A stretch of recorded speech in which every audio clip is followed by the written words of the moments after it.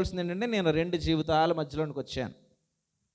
ఒకవేళ అల్లరి చిల్లరగా తిరిగేవాళ్ళు అనుకోండి, అంటే ఏది పడితే అది చేస్తూ, ఏది పడితే అది మాట్లాడుతూ, నచ్చినట్టు ప్రవర్తించేవాడు అనుకోండి, ఇంకేం చేయడు, అది ఒకటే ఉంది ఆడి జీవితం అనుకుందాం. అక్కడికి వచ్చాడు అనుకోండి, ఇప్పుడు ఈ అల్లరి చిల్లరి జీవితానికి నేను స్వస్తి పలకడానికి ఇక్కడ నిలబడ్డాను. ఇక నా జీవితంలో శాంతి, సమాధానము, భద్రత ఇవే నా జీవితంలో కనిపిస్తాయి అని నిర్ణయం తీసుకుని అక్కడ బాప్తిసం పొందాలి. ఈ మధ్యలో నిలబడ్డాం. కానీ ఇలా చాలామందికి తెలియదు. బాప్తిసం తీసేసుకున్న వాళ్ళు ఉన్నారు.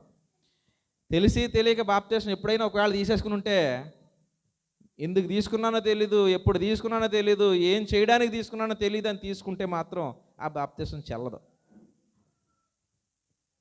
ఎవరో అడిగారనో ఏదో ఇస్తారనో తీసుకున్న బాప్తిసం చెల్లదు. నేను మారాలి, దేవుని కోసం బ్రతకాలి అనుకున్న తీసుకునే బాప్తిసం మాత్రమే చెల్లుతుంది. ఇది గుర్తుపెట్టుకోండి. మరి అలా తీసేసుకున్న నా పరిస్థితి అంటే తీసుకో, అది బాప్తిసమే కాదు.